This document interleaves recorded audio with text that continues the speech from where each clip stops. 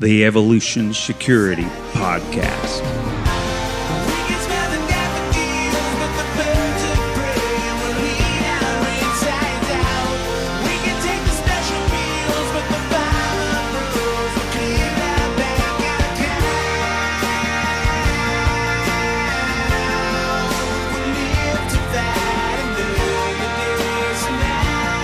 Well, everybody, it has been a little while since Eric and I have gotten to chat.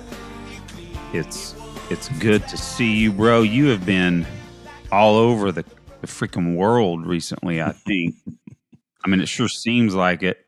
You'd be texting me or calling me from the airport, calling me from your rental car. You're just going all over the place. The federal government bosses you around a little bit, huh? Oh, yeah. I've been on the road a lot, man. Absolutely. It's really good to be home. You know, that is part of my job sometimes. But this year, it's been exorbitantly more travel. So, I'm looking forward to some normalcy, however you want to enunciate that, towards the fall, Well, yeah. Bro, we need to nail down a time for me to take a road trip to hang out with a few days with you too. Absolutely. And, we kind of hit on this, just on texting. It's really screwed up and limited me on how many classes I could schedule, for my own classes here locally. So, but I'm rectifying that for some from August and September dates, which we'll soon announce. Yeah. Awesome. Well, as you and I are both through texts again, both of us are planning to go to the range this afternoon after we get done recording here. Oh, yeah. Looking forward to it. Oh, yeah. Now I did want to bring up something that is a shame about my former range, and that is United States Shooting Academy. Now, the only reason why I'm going into this is definitely public record. Now, it sounds more serious than it is, but there was some total bullshit that went down at the Oklahoma State IDPA match a few weeks ago. And I just, that place is one of the best facilities now, at least for how many private bays they have, from great places to teach, great. They've got a place where they can do clearing classes and, out to 300 yards on one of the ranges. And, I think they've got 20 individual bays, and you basically, sounds about right. Before you would go there and you wouldn't have to wait one bit. You would just walk in and sign up and then go have your own bay. And that wasn't ever really a problem. But dude, some good news is that when the whole firearms, boom and ammo boom of the last, when COVID and the riots were occurring, the walk-in business for USSA quadrupled, and it never changed. Now, so recently, they informed all members that they were going to end memberships, that you would have to pay $25 each time you came in and were limited to 2 hours, where it was a year membership, unlimited, and you never got told how long you could shoot. And what was the cost of the yearly membership, Aaron? Bro, it seems like it was only about $280, $300 or something like that. Don't quote me on that. I'm an accountant for a living, but I try not to be an accountant when I leave the office. So I might have to ask my wife. But in addition to ending memberships, they decided they would kick out all the competitions that were there. And so I'm gonna fast forward to the final match IDPA match that they were going to hold, there was this Oklahoma State match. So, of course, if anyone familiar with the way, state and regional competitions go for USPSA and IDPA, people come from all over the country to go to them. Just in Oklahoma shooters. Right. But from the very beginning, the staff was riding around on their. Now, let me be very clear. I have good friends that witnessed all this. And some of my good friends that I shoot with at competition, it's been a while, unfortunately. Shout out to Sam now and Lee. Pardon me, Sam and Lee. How's it going, guys? And they are some of the ones that witnessed this stuff, that basically from the very beginning of the match, staff was riding around on their four-wheelers and stuff, essentially harassing everybody. And looking for anything that they could call some competitor out, or just, again, going around bullying everybody. And at one point during the awards ceremony, the owner's son came up and was throwing his weight around and saying he could do whatever he wanted because it was his dad's range. And bro, he ended up kicking the match director out of the off the range during the awards. For what reason? I don't know. They got into some argument. I'm sure it was something that started with some harassment, or maybe it came up about one of the previous incidences throughout the day. But I'll tell you, it just wasn't. I already said I wouldn't go back to that place. And now I really won't go back to that place. That place has given the middle finger to people that really want to train, to competitors. And, I'm glad for walk-in business. I'm glad for new shooters that are showing up to a place to shoot. But to, turn your back on people that have been shooting there once a week for 8 years, it's BS, man. Well, Aaron, I'm just thinking through the math. Do you know how many members they allow each year? Yeah, I'm not sure. And I'm just thinking through it. It seems to me like, daily shooters, paying $25 is not likely. Those individuals, they're highly unlikely to show up, $300 or so worth of business a year. Yeah. I'm just thinking through your average person that goes to the range. Yeah. I it'd be nice to be able to have some of the numbers and crunch them, since, again, that's what I do for a living. Well, so here's my other thought, Aaron. You hit it on the head. There's all those bays. There's a bunch of bays. You and I have spent a lot of time out at that range, taking classes, shooting together. I'm amazed that they wouldn't at least consider, hey, we're going to still maintain sections that are for private members only, and open these other sections for, walk-in business. I guess I understand, as a business model, it would probably be a good idea to have some, walk-in business. I get that piece, but what I think is most detrimental from a situation like this is, man, when you treat IDPA, USPSA competitors, when you treat loyal yearly members that way, man, to me, I think that's just simply shooting yourself in the foot business wise too. Or maybe there's enough walk-in business that don't care about those things. I don't know. But at a minimum, it completely tarnishes their reputation. And especially with those individuals I was speaking of, are some of the most ardent Second Amendment supporters, and, supporters, of course, of liberty and whatnot. I just find that baffling. Yeah, I mean, they must plan on a crap ton of walk-in business. And you can't do all that stuff, make those kinds of changes, and again give a middle finger to hundreds of shooters that are pretty darn serious about competition and showing up, weekly, every few days, etc.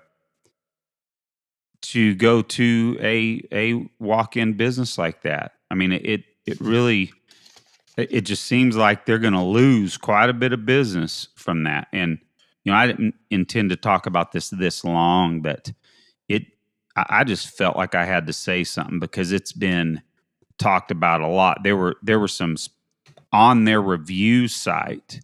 There were some people from out of state that said they loved the match but couldn't believe the stuff that happened with What I would management. say, and we're not, I just think, listeners of this show, just spend your money wisely. That's all I'll say.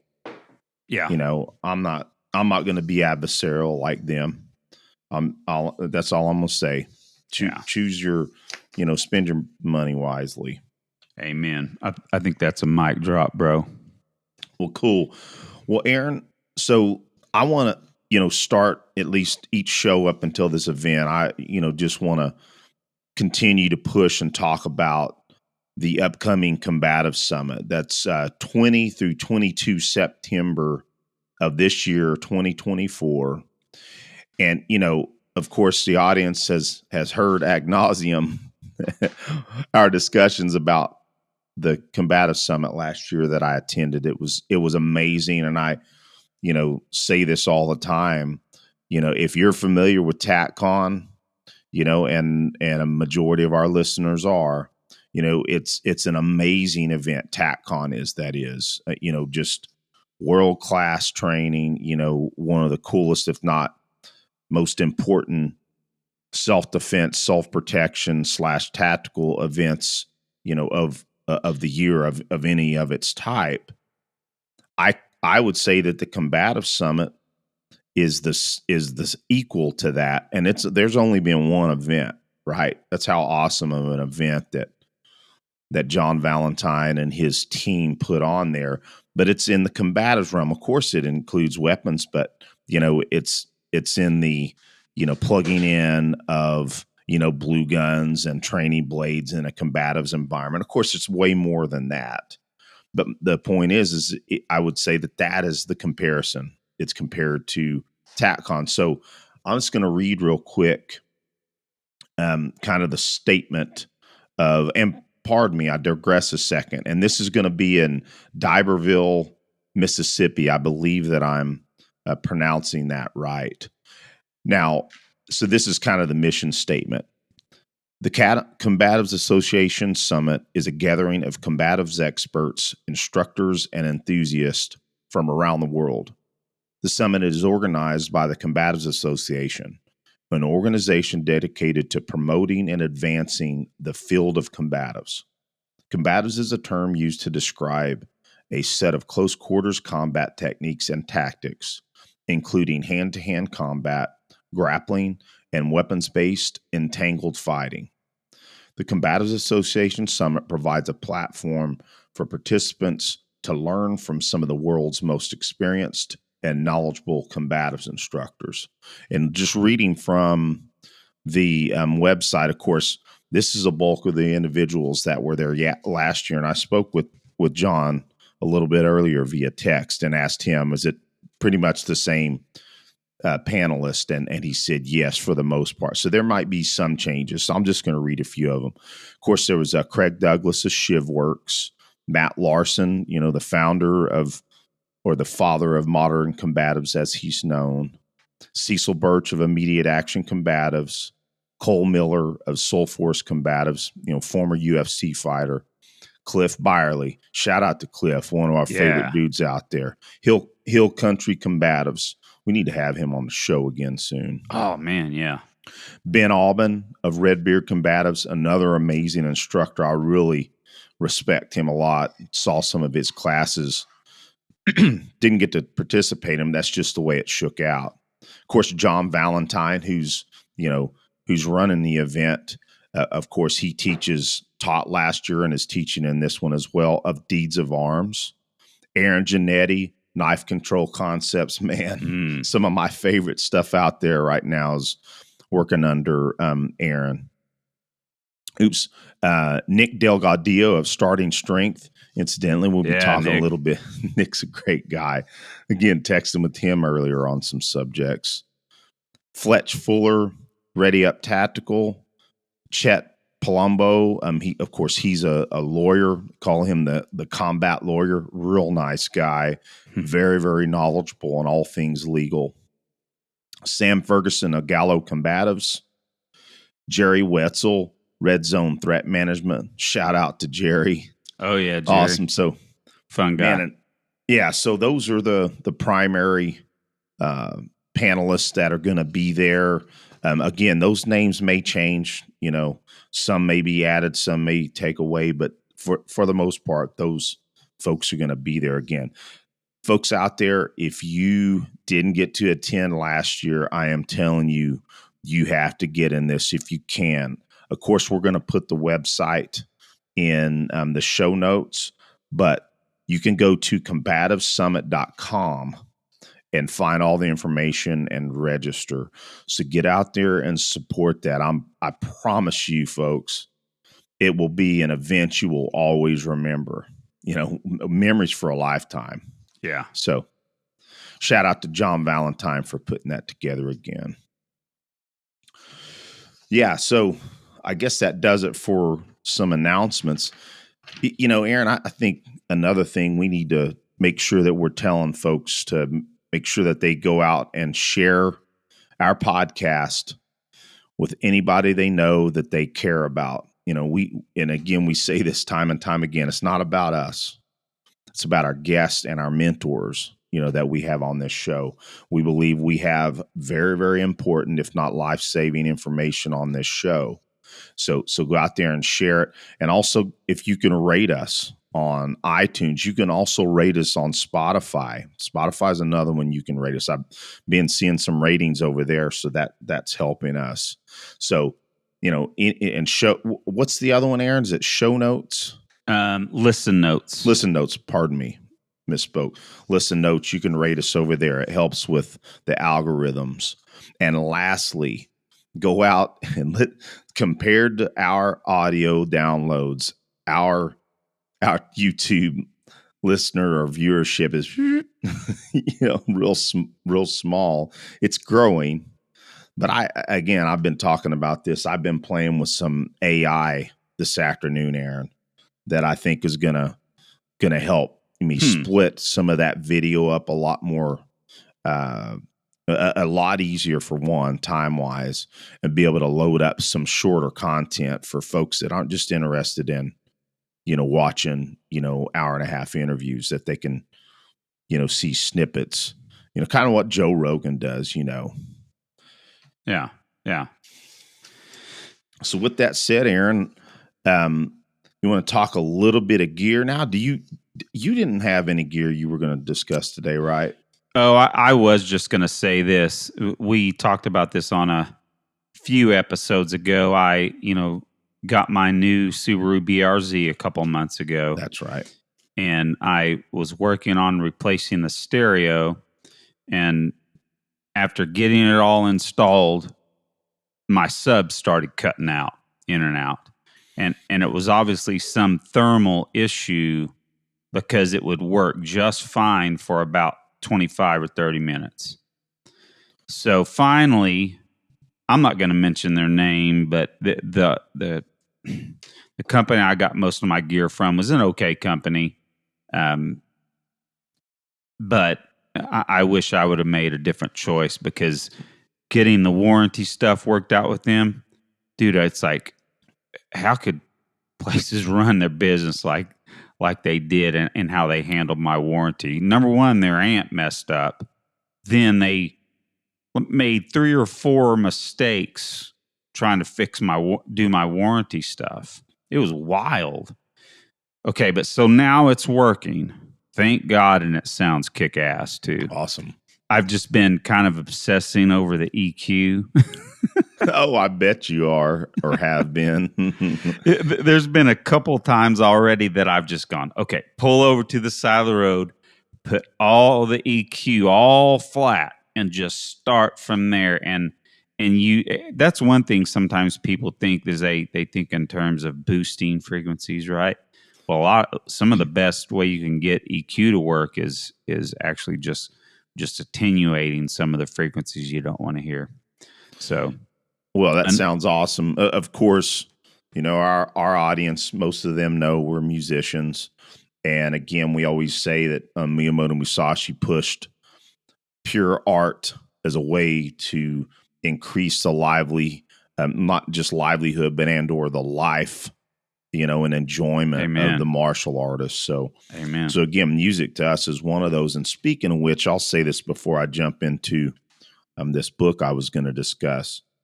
Is Aaron, I don't know if I told you or not, but I love my wife dearly, but there are certain things when I'm playing my drums a lot that just kind of if I'm playing a lot of fast stuff, because I laugh at myself. We're 50 years old, but man, we still like some of our older music, and some of it's a little faster, Pantera, Metallica, stuff like that. Double kick stuff. Yeah, it's double bass. She'll send me a text of her going like this. Of course, she's just messing with me. Yeah. But so it's like learning that stuff is valuable to me, and it's hard too, Mm-hmm. But I came to the conclusion that sometimes, man, I just need to play more difficult stuff that doesn't have a lot of double bass and a lot of really fast drumming. So, man, I'm like back to learning a lot of tool stuff. Danny Carey, man, is a genius, and he's a monster on the kit. And I don't think that a lot of people realize how difficult some of the stuff that he plays and that he writes for those songs. And so, man, I made the decision. I'm going to start learning a lot of the tool stuff that I never learned. Cool. Because a lot of it, man, is actually, you got to read some of the music. Yeah. To understand, like the main song I'm working on right now, off Fear Inoculum. Boy, if I'm saying that wrong, I'm gonna kick myself in the rear. But this song's called Numa.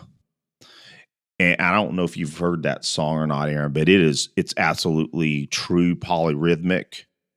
So, I mean, the drumming, you can sit there and listen to the verses and you just think it's kind of this, syncopated, kind of trying to roll with the vocals. But Aaron, it changes time signatures. So, it's like and depending on how you count it, I don't want to bore the listeners. Yeah. But it's in and out of like 3 different time signatures, and it rolls in a pattern. But figuring out that pattern is difficult. But anyway, I thought you might like to hear I've been working on some new stuff, and there's also some really cool feels in there too. But cool.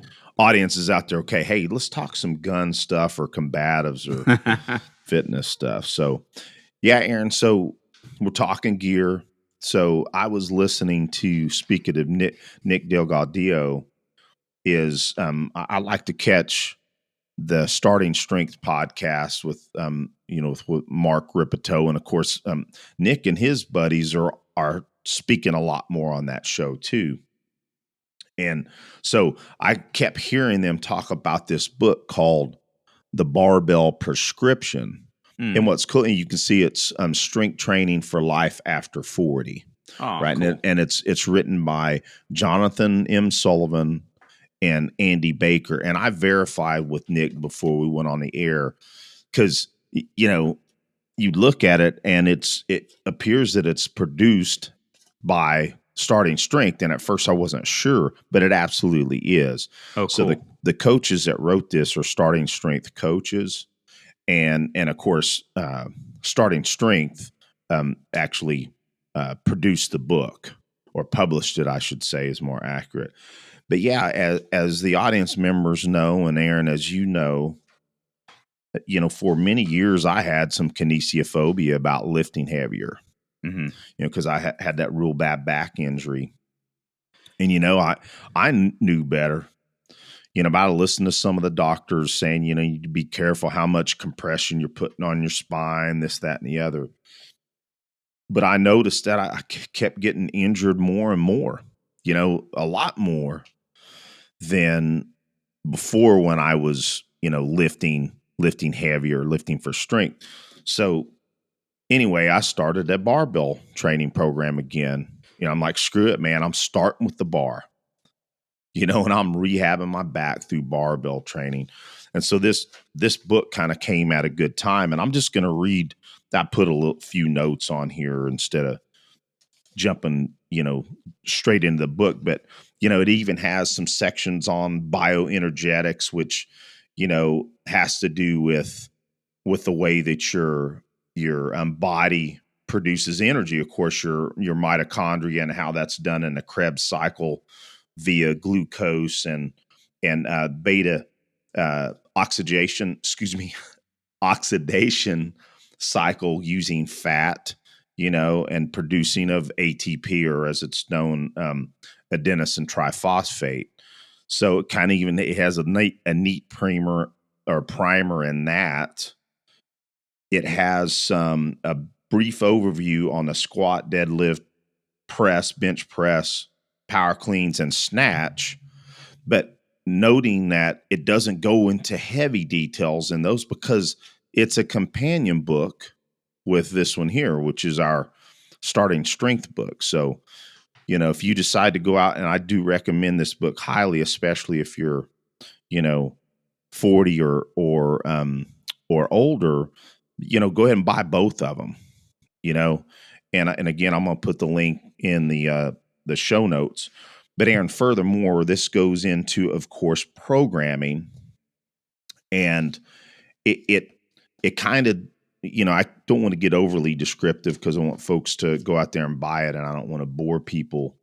But it goes through the different age groups, what are broken down to the master, novice, master, intermediate, and advanced. Which I'll take note that it does talk about the advanced master, which means the advanced older lifter, that a lot of older lifters likely will not get to that stage because, frankly, the advanced master is somebody's competing is the way that they describe in here. Goes heavily into recovery. And, as we get older, this is another thing that kind of, if you will, gave me the green light to feel okay about having more recovery days, because sometimes you think you got to just go and think that you should be able to keep up with the younger folks. But, frankly, that's not always the case. So, one of the things that I've been doing, I'm still lifting 3 times a week, but maybe it ends up being 2.5, because sometimes I'm going 2 days between, if not sometimes 3 days between a workout, just partly depending on how I feel and how it falls on, my lifestyle, still trying to get to jujitsu, all those things as well. But with that said, Aaron, I can real quickly kind of give some folks an idea. So let me get to this. So this is a master novice. And so a normal progression for what's called a well-executed novice progression, which can be, young people, frankly, this can work for older people too, but again, with the considerations of recovery and whatnot. But your typical workouts in the novice is going to start, with squat, and most of the repetitions are 5 repetitions by 3. Now, you're still going to have warm-up sets. You might have quite a bit of warm-up sets, but you're doing squat, bench, deadlift. And for instance, week 1 of a beginning novice, is going to this is just suggestions. Squat might start at 75 pounds, bench at 90, deadlift at 95. But by week 10, their squat is at 260, their press at 102, and let me see if I can find, so your bench 140. Where am I at on here? Squat 255. I just said 260. Where's the deadlift? Okay, 275. I'm sorry, Aaron. I tried to say that a little smoother, but so you start fairly light, and within 10 weeks, man, you're deadlifting 275 and squatting 260. Wow. So again, that's how fast. I mean, you're putting on in the novice program. You're adding 10 pounds every single workout to each one of those lifts, if not more sometimes, especially with deadlift. You might hey, let's put in the caveat here that anyone listening to this thinking about a workout program, we are not doctors. Make sure you are healthy enough for this type of workout, and check with your doctor before you start something like this. Thank you, Aaron. I appreciate that. Good reminder. Yeah, because, if you're not certain, any kind of exercise, if you've got any underlying, medical issues, you need to make sure that you're okay to do that. So, and then Aaron, quickly, and we can kind of move on to my next piece of gear. So this is a well-executed master's novice progression. And for squat, it starts with 45 pounds, the bar, right? Bench at 85, deadlift at 95. And then 7 weeks later, now the squat's at 175, bench is at 122, squat at 185, so on and so forth, Aaron. So, but still yet, the older person starting with the bar in 7 weeks is lifting a decent amount of weight, So, again, that's not heavy for folks that have been lifting. And frankly, for myself, Aaron, like I said, I started with the bar, and I'm right around a third of what my PRs were when I was younger. And I'm not worried about making those same PRs I did when I was younger, but I just care about not getting injured anymore. Yeah. So I think that kind of covers the book well enough. Good. But yeah, folks, get out there and grab this book, especially if you're trying to get strong as a more seasoned person. I think you will do well by having this book. These two books, we kind of say stuff like this all the time, but we love reductionism. Mm-hmm. And I'm not saying that this is necessarily reductionist. What I'm saying is, somebody in trying to get stronger and healthier and injury free, or minimize injury, man, these two books, man, it's tough to beat, you know? Yeah. Well, cool. So here's another piece of gear, and then I'm going to turn it over to you for a subject. So I'm going to tell a little story here. So, Aaron, you and I are pretty much buy once, cry once, folks, right? We usually are, for sure. Usually are, right? And, in most cases, that's what we go by because, it's a sound philosophy. Well, Aaron, I'm not going to sit here and BS. This year's going to be kind of a tight year for my wife and I for one main reason. We just had our tenant up in New York give us notice, which is kind of it's a blessing in disguise, right? It's time to sell that home. It's been that way for a while. We just put a roof on it, so that's something we got out of the way. But, until we sell this home, bro, we're paying 2 mortgages. Yeah. So, and we can handle it. It's just not, we're not going to be putting as much in savings. And,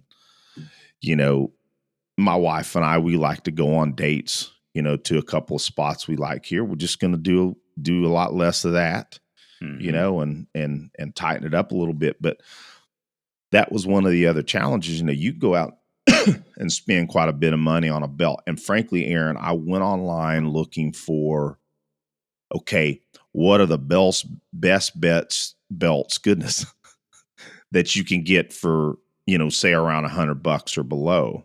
Mm-hmm. And incidentally, I found a lot of really, really good belts out there on review that met that criteria. But man, would you believe every single one of them I go to, and man, they're sold out. Huh. Probably because some of these reviews.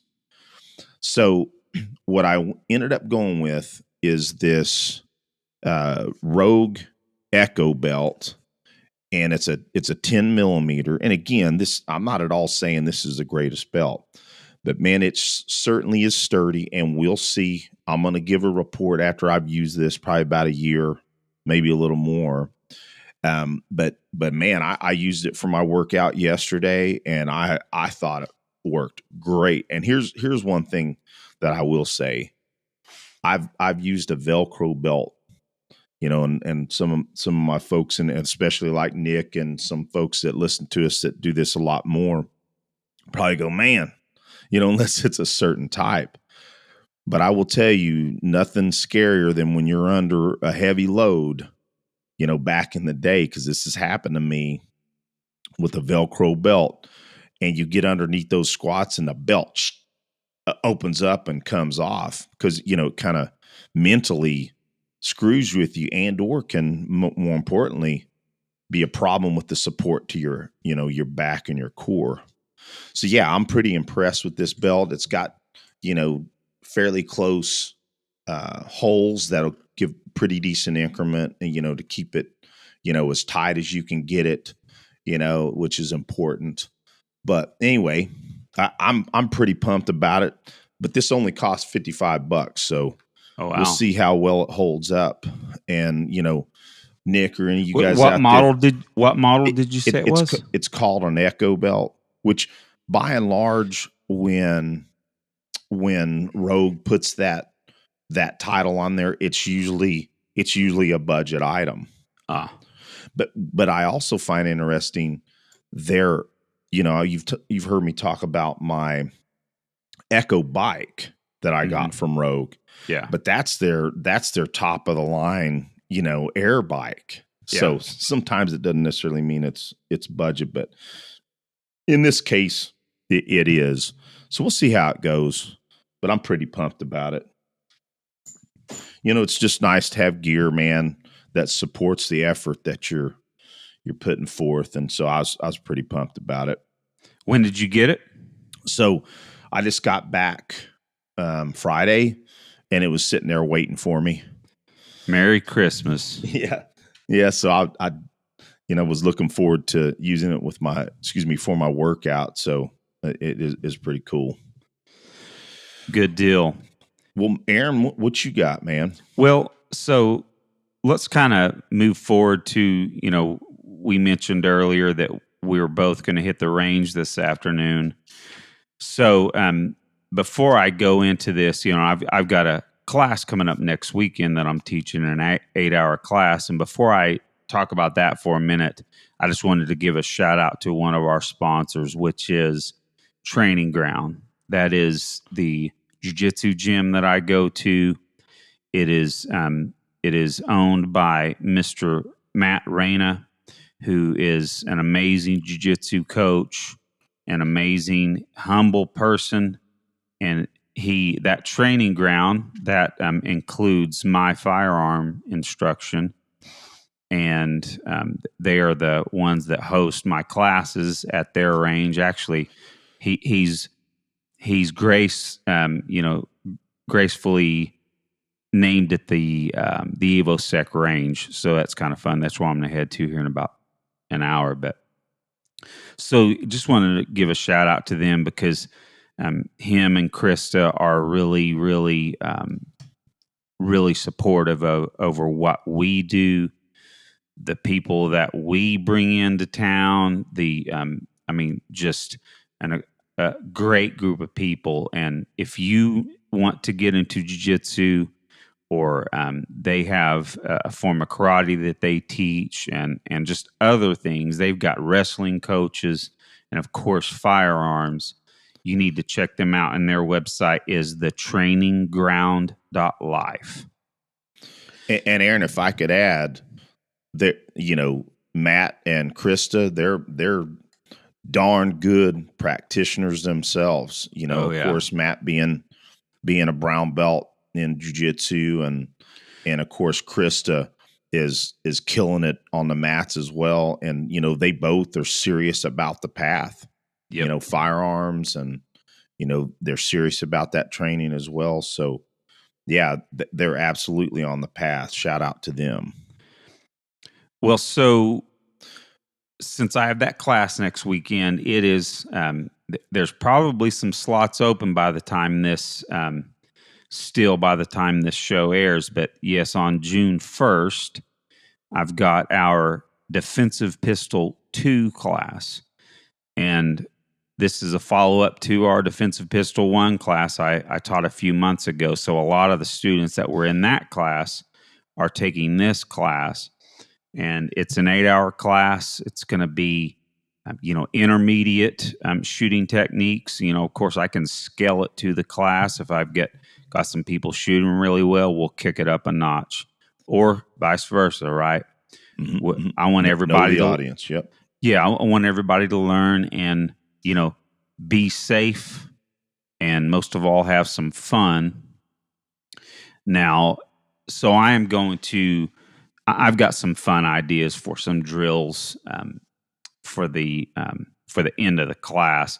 So I'm going to go out there and do a little bit of practicing on that, because there's some drills I'm going to weave in and out and shoot this stuff with these students for fun, and again, put myself on the line in front of everybody too. Which I'll add, it amps the stress up a little bit. Yeah. When you're demoing, it can, not all the time, but in some cases, especially if it's something new you've been working into the curriculum, it can ramp the stress a little. Yeah, well, and that's one of the points. Some of this stuff that I'm going to work with them on, I haven't shot in a while, so I'm going to knock the rust off myself. But yeah, I'm looking forward to that. It is such a blessing having that range and rolling out courses there. I'm thankful, Eric. I've been teaching a lot of privates lately, and as it is right now, I'm having an open enrollment class about every few weeks. That's awesome, man. And real proud of you. Thank you. And I think I'm going to focus on, and we've both talked about this, focusing on 4-hour slices. Yep. So my next class after that, which is June 22nd, is going to be a class about platform, which will be your stance and your grip. And then the following class I'm going to have will be about drawing from concealment and concealment concepts. So I'm looking forward to having those. And 4 hours is less time to commit. It's less ammo. I think that it's a good way to go. I mean, of course, lots of people have heard of Carl Wren. You beat me to it. Shout out to him. We're honored that he enjoys listening to our show, and he has really, I believe, one of the people that kind of revolutionized, especially at such a high level performer as he is an instructor, doing 4-hour slices. And I think, man, I think I'm going to keep the 8-hour and 16-hour classes kind of low right now. Well, and our intent, similar to Carl's, is that our 4-hour blocks can build into the 8, build into the 16, and of course, it depends on what class it is. Right now, our 16-hour class that we've been doing to this point has been the full, both live fire 8-hour added to the combatives class. So, which I can't wait to teach that class with you again. Yeah, it's time. It's well, time and here's a hint, bro. Those two 4-hour slices are really this 8-hour class coming up. It's those it's the material split up into two half of the class. Excuse me. Nice. I can't spit it out. It sounded articulate to me, man. Well, you know what I meant. Yep. So, what are you doing at the range today? bro, I am going to work transitions and single hand shooting. And I am going to set up a barrier because I don't want to say, because I know some of these students listen to our show. I want them to be surprised with some of these, because I'm wanting to give them give them a glimpse into some competition type stuff. Cool. And so I'm going to work on a couple of small stages to introduce them to slicing the pie like you would in a competition, things like that. Nothing crazy, but so I'm going to put up a wall and work on some of that stuff. Just have some fun doing target transitions. And speaking of, bro, did you see that video I sent of Mr. Stoger, his transition drill that he was teaching? Oh, yeah. Absolutely. I thought I commented back you to did. you on that. I'm okay. sorry, you did. Okay. Yeah, where it's two targets closer to you, but a further piece of steel, and transitioning between those. And man, he's got some brilliant stuff he puts out for free. Absolutely. Can't agree more, man. Well, cool. Is that all you got for your focus today, bud? Yep. Well, cool. Well, I guess I'll give mine. Mine might be a little bit shorter. But Aaron, basically the last time I went to the range before I went on this trip, but incidentally, I'm sitting here thinking through it.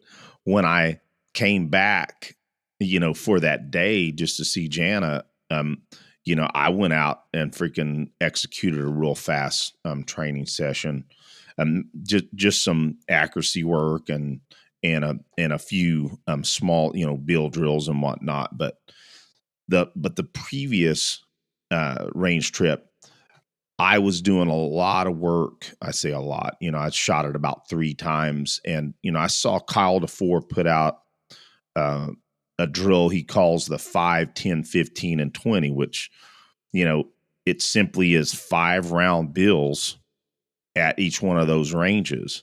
So that's cool. Yeah, and I mean, not a heavy round count. But frankly, man, going from 5 all the way out to 20.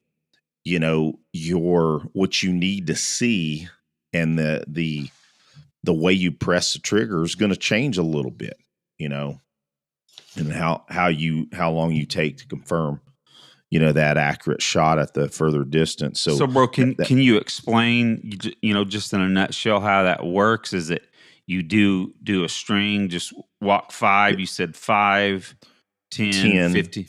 Yeah. 15 and 20 and just 5 rounds, from concealment at each range. And he uses hit factor scoring. And so, and I think what he said was a hit factor of 8 or 7 or better is what I believe he is saying. So, excuse me. And so that's a really good informative drill, fairly low round count. So I'm going to work on that again today. And also the last time I went out, Aaron, as I did the 50-yard Ohio rifle qualification that, we talked about on this show some time ago. I learned about that from Claude Werner. And I just wanted kind of not too high round. I can't remember. I don't have it in front of me right now exactly how many rounds it is, but I think this might even be right here. And anyway, Aaron, it doesn't matter right this second. But bottom line is that's just a easy to execute 50 yards and in carbine, effectively a drill in this case. And I didn't focus on what I had said the last time shooting in at half the par time in each one of them, because I wasn't trying to get super aggressive that session. But today I'm going to do it both. I'm going to focus on being well under the normal prescribed par times and shoot it 100% accurate. And then also I'm gonna burn it on the half, halving the par times. I'm gonna do that one as well. So that's gonna be my focus today. And before that, I'm gonna do some skip loading. I think I have that Lee Weems. If I get that wrong, I think I've discussed that with him before. But what I'm calling skip loading, and that comes from another trainer, and I'm gonna mess that up. I should have been prepared. Lee can correct me, and I'll be able to pull the name and put it in the show notes. But essentially, man, working on B8 bulls, and unlike the ball and dummy, Aaron, is that I've got I'm randomly loading magazines. Sometimes I'm just closing my eyes and I forget which ones. Yeah. I can't keep up with when I'm loading my magazines like that.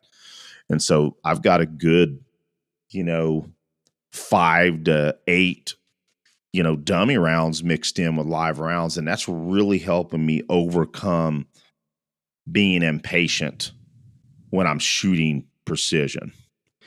Because you might agree, I've talked about this before, even when I made masterclass in IDPA back in the day, man, I couldn't shoot the best groups. Yeah. And I'm still working on that. So, and part of it's my patience, really being patient. Of course, there's the other aspects of, just simply not moving the damn gun, Eric, So, it's funny that you bring that up, because I had a real nice time. My 15-year-old son, Graham, went to the range with me I think it was Friday night.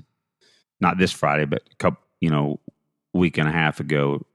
But he and I did some dummy and ball. cool. And tell you what, man, that is hard when Very you don't hard. do it. I can sit here and dry fire, near perfect, relaxed trigger presses, get out there with live ammo in there, and just anticipate that, and push against that recoil. Yep. Now, Eric, so this brings up another thing. Tell me if I'm wrong, but I've heard Rob Latham, I believe, say that that the flinch reflex is okay, and then it's not. Have you heard that? Am I getting my wires crossed on that? So I won't be able to articulate it perfectly, but I've heard some high level, especially competitive shooters, say, because the way I've heard it explained is that it's, timing and trying to bring the pistol back down out of recoil. Yeah.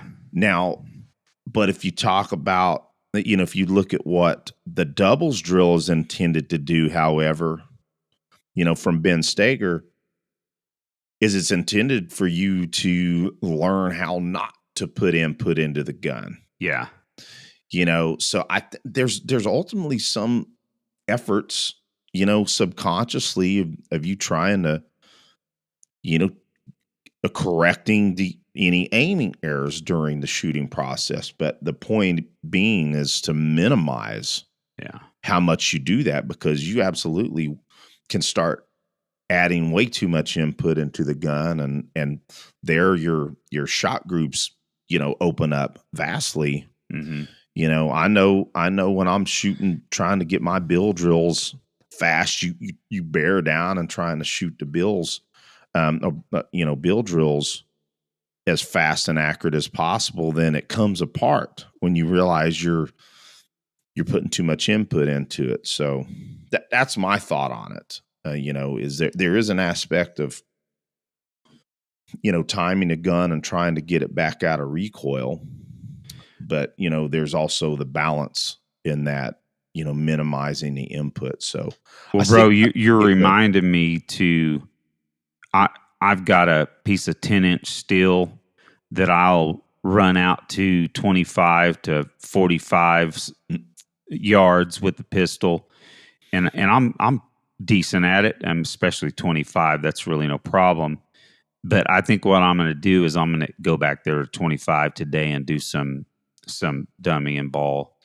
Well, interesting you bring that up, Aaron, because my steel is, it's like a little BC zone Mm-hmm. steel, and yeah, at 25, it's easy to hit that, in my opinion. But what makes that valuable is not having to walk back and forth to check your B8 bull. Yeah, yeah, So I agree with you. That's when I'm doing that, I'm just trying to, hit 100% accuracy on that BC still. That's why, like you mentioned, going out to that 40 or 50, because there's a section of the bay that I typically, well, all of them, that I can get back to 50 and be just fine, because it's like right before the road. So yeah, yeah, that's how you add a smaller target to it, right? It's yeah. walking out there like you were talking about. Yep, and then you have to keep walking back. Yeah, because even with my bionic vision, I still can't see really my hits on a B8. So Yeah. at 25. Well, cool, man. I think that does it for talking about our shooting focus. Do you got something else, Aaron? And I can go into the influencing kids with books. Yeah, let's hit that, bro. Okay. So, I told you this, I think in text a little bit earlier today, that, I've been having some discussions with a few friends and colleagues, and, we just observe what's going on in society these days, not just with, influencing kids politically, but also influencing them, with their devices, being stuck on their devices all the time. We know that there is this revolution in fitness, right? But there's also a devolving as well. And wouldn't you agree, Aaron? I mean, there's a lot of fit people out there. It's very popular, but we've got an increase in, especially kids. I'm not trying to be rude, Aaron, but I see a lot of overweight kids these days, Mm-hmm. which doesn't make sense to me. You know, and I know it happens. Some kids are, they have certain genetics, but let's face it, a lot of this is because kids aren't outside playing much anymore, Mm-hmm. and getting exercise. And so I was sitting there wanting to kind of remind people that if you have kids, either your own kids especially, but I think most of our audience members, are influencing their kids positively when it comes to what we're talking about. But folks out there might also have kids, nephews, nieces, friends of the family, kids that might need a little help and influence. And man, Aaron, I think one of the coolest books that can help kids in an awesome way. We've talked about this before. Jocko's book, The Way of the Warrior Kid. Oh yeah, that's a fun book. It's I loved reading that with my boys.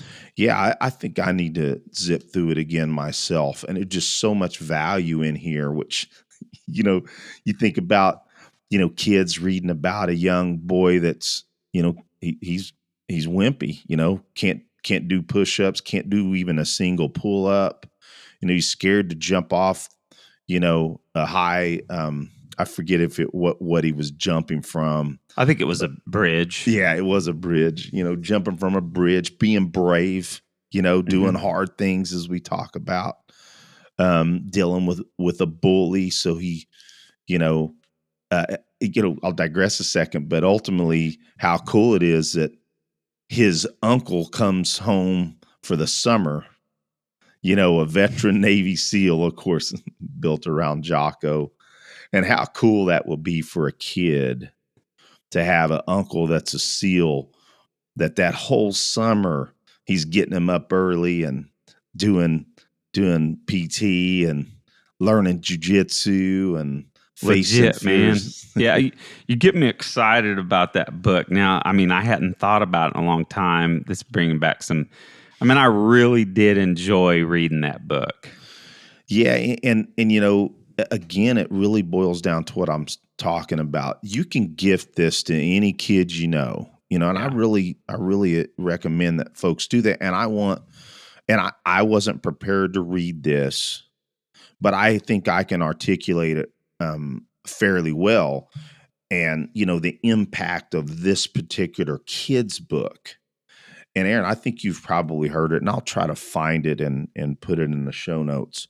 But it pumps me up, kind of makes me emotional thinking about the effect of certain books like this on people. But Jocko reads a letter of an individual that talks about, he's been an alcoholic, for years and years, and how he read a book, a Jocko Willink book that made him think, what, I'm not gonna drink tonight. I'm gonna get up and go work out in the morning. And this individual says, "Hey, I did it today. Let's do it tomorrow." Yeah. And over again. Next thing he knows, this gentleman, has lost. I can't remember how it was, 50 or 100 pounds. I think it was more like 100 pounds. Wow. And then he reads this letter from this individual, and at the very end, that gentleman said, "The book I read was A Way of the Warrior Kid." Oh man. So that's pretty cool. Bro, that pumps me up.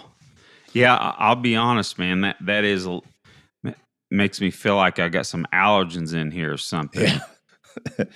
Yeah, it just pumps me up, man. So my eyes are itching and watery. But I'll try to put that. That's cool, man. In the show. That's cool. And had you not heard that, Aaron? I had not. That literally took me by surprise, and it's like a little bit of choke up there. Let me write a note to send that video to you. Yeah, bro, it'll choke you up. I'll send that video to you, and I'll put that video in the show notes so people can see that. And I just think it's important. Go ahead, Aaron. I was going to say this because, I read that book with my boys. I don't know if that was something that influenced them to do what they do now. But Eric, as you know, man, I don't want to be braggadocious, but dude, my boys are freaking beasts they're beasts in the gym. Yeah. Yeah, they're strong, man. I wish that number one, because that was not near a popular thing for kids to do on the average, other than being, football players. And man, I wish that knew what we know now. Mm-hmm. And have the freaking gym that I have outside now, or outside in my garage, or the gym that you have at your house. You can imagine how much stronger we would have been growing up. And it's neat to my youngest son, both normal sibling stuff, which, you and I never really fought because we've always been best friends. Yep. That's one blessing of being a twin. We had some arguments here and there, but that was very rare. Oh yeah. It was very, very rare. Yep. But, that being younger, they didn't really get along, but the last year or so, I see them boys getting home from the gym together, cutting up. That's awesome. And that's awesome. Makes me happy. Both sitting there getting their protein drinks and, get some calories in to bulk, being in a bulk stage, that pumps me up too, man. And Graham just signed up for wrestling last week. Yeah, hell yeah. I saw when you text me that. Tell him I am pumped and I'm proud of him. I'm excuse me, going to go out on a limb and say I love jiu-jitsu overall, as what I think people should do most throughout their life. But for young men and girls, young boys and girls, I don't think there's a better activity than wrestling. Yeah, man, it's going to be intense, man. He's going right into summer, and they're going to start the summer right away, kicking these kids' butts, man. Really? Yeah. Oh yeah, that's Bro, awesome. hey, of course, wrestling's a fall sport. So let's see here. In a week and a half, 3 practices a week, and then he's got a a couple week-long kind of like seminars too. That's cool, man. What school, Aaron? He is at Bixby. Okay. Which as far as I know, so they're a 6A school, so pretty big. Yep. And 6A is big. Mm-hmm. And apparently, people are going to make fun of me. I'm a nerdy accountant guitar player here. I'm a band geek. So, but I'm pretty sure I'm pretty sure they were the state champions in football, and they've got a pretty serious competitive group of boys in wrestling. At least the boys that I'm aware of. I haven't heard about the girls, but yeah, Oklahoma's got awesome wrestling programs. Bro, do not road rage or mouth off to some dude in a bar. They might end up being a freaking ex high school Oklahoma wrestler. You might get yourself hurt. It's like what did Craig used to say, or he said on occasion about picking a fight with a Iowa wrestler, but just might get slammed into the vending machine. We don't condone ego fights. No, it's dumb. But when it's time to defend yourself and take care of business, it's time to take care of business. So, well, cool, Aaron. I think that we can start to close out the show, but since we're talking about good reminders, we're advocates of just hearing stuff on a regular basis, reminders, mental cues of how important some of this stuff may be. And one of the most important is knowing what you should say if you have to defend yourself when you call 911. Aaron, you'd agree. Our mentors say, let's say Andrew Bronca, especially, says it all the time. Of course, any lawyer that's worth their salt's going to tell you that Andrew Bronca or Masada Ayub have pretty much the same prescriptions. Yeah, from what I recall. So the main thing is if you after you defend yourself, man, you got to get on 911 because if a victim of your self-defense victim, that's not the right word. If a perpetrator calls 911 before you do, that's going to be a little difficult in your defense. Because it is like you may have slipped there and said victim, but the problem is if they beat you to it, they may be considered the victim. That's a very good point, Aaron. Thank you for pointing that out. So Aaron, and I got this card that I keep in my wallet, and frankly, Aaron, I can articulate this off the cuff, but I'm purposely reading from this because it's a reminder lesson, right? So, and this is what I subscribe to is what Andrew Bronca suggests is probably best is the say little approach, because you can say nothing whatsoever, which that's way better than blabbering off and saying shit that can get you in legal jeopardy or worse, put in jail. when you were completely justified. But the say little can absolutely, what he articulates, can help you in your defense. And so you've got three phases. You've got the 911 call, you got the first responders, the police that show up, and then you have the investigators. And you got to treat all three slightly different. And so in the 911 call, you're going to simply state your name, say your location, and then you'll say a fairly, taped statement, if you will, press and play, is I was attacked. I was in fear of my life. I had to defend myself. And then at that point, you want to request police and an ambulance right away, right? So that's all you're going to say to 911 at that point. And to responding officers, very, very similar, same thing, state your name. I was attacked. I was in fear for my life and or your family or a loved one. I had to defend myself. At that point, you identify exculpatory evidence, because we know now, based on what we've seen in legal proceedings, and of course taught by, Andrew Bronca, and of course Masadi Ayub, as you said, is that if you don't point out evidence that you are aware of, a knife that's, near a bush, or a gun that's near a bush, or, up in or possibly down in a drainage, a drainage location, in the curb.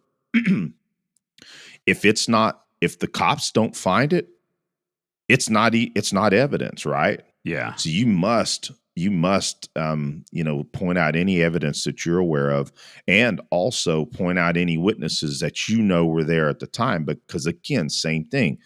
If you don't point out a witness, they may not be part of your defense strategy, or be a good witness for, stating that you did in fact defend yourself.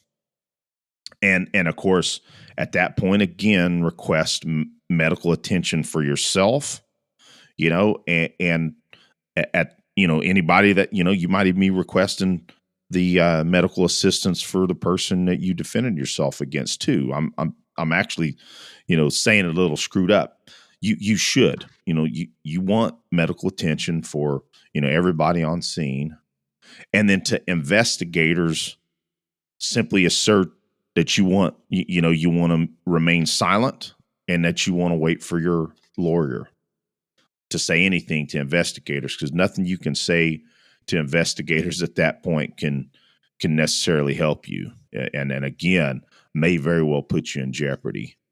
So, but that's what I carry in my wallet. I rehearse that statement fairly often, and I think about scenarios that I could be in, where I'm at. I think about the evidence that's around, because that's a rehearsal. My brain has done it before, right, Aaron? Well, what I love, Eric, is something that if you've pondered this situation, that there's a certain thing that you don't want to say. Yep. And you didn't utter it a single time. So I'm kind of stoked to point this out. When you do, now, again, we're not lawyers, but Yep. if I have to call 911 and I've had to defend myself, I am not going to say I just shot someone. Yeah. You didn't say a damn thing about a gun. Yep. The whole time, bro. Yep. So you were forthright with what needed to be said, but there are just certain things like that. I just shot somebody. Especially that may hop up some responding officers, for one thing. Yep. But there's multiple reasons why not to say that. But I just love it that you didn't even say that. I wanted to point that out. I would advise it on 911, if I can advise anything right now, not to say I shot somebody. Yep. Awesome point, Aaron. You just say, I had to defend myself. Please send responding officers and medical help. And Aaron, I want to, point this out because, we want to push our listeners over to Andrew Bronca's website, the Law of Self-Defense. And Aaron, I think I mentioned this not too long ago. Andrew started giving this book for free, giving this out for free. The only thing that he asks is that you pay for the shipping. So, I mean, folks out there, if you don't have this book, you need to go out there and do it. And Aaron, again, the reason I thought about this exact discussion and reminder is because when I was on this work trip, I met several people that are huge into firearms and the Second Amendment. But Aaron, when I started talking about this piece and also the cost of defending yourself in court, an average cost of around $200,000. Aaron, there was a couple of these guys, their eyes got big. I bet. And you could tell they never thought of those things, So again, I think the point being is that, and we've talked about, legal assistance, it's not insurance, but legal assistance programs that we won't get into right now. But, everybody needs to have some form of that, to mitigate not, going broke. So, yeah, Aaron, I think that's all I got for now. And of course, I'll try to put again this link in the show notes as well. Well, I'll interject that I have been listening to Andrew Bronca's podcast recently. Man, he does articulate this stuff extremely well. And Eric, just like hearing about self-defense concepts, hearing that legal stuff repetitively are excellent reps. Yep. Just like you're getting in dry fire reps, man. Get some dry fire legal reps in. Absolutely. And it is building mental maps, right?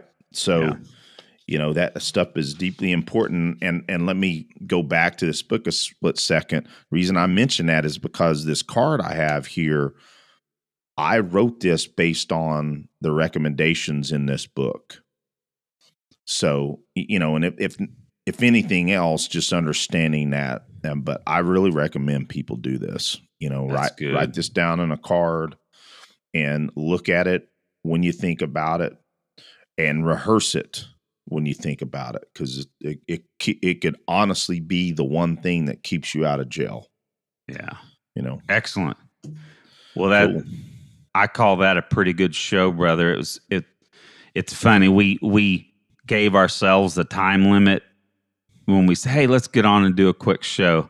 We overshot that pretty far, which is because we just have too much fun talking about this stuff. It's all important stuff. It's all fun stuff. And, sometimes you and I text more than anything. I think that's just modern technology. So sitting here being able to sometimes doing a podcast with you is the only time I may talk to you in actual voice in the whole week.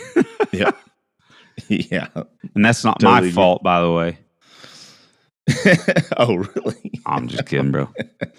Well, then let's say good evening to everybody. I'm literally heading straight to the gun safe and the closet to grab my gear and head to lob a few rounds at the EvoSec range. Awesome, bro. Enjoy your time at the range. I will as well. I'll give you a report later. Likewise, buddy. Love you. All right. Love you too, man. Bye.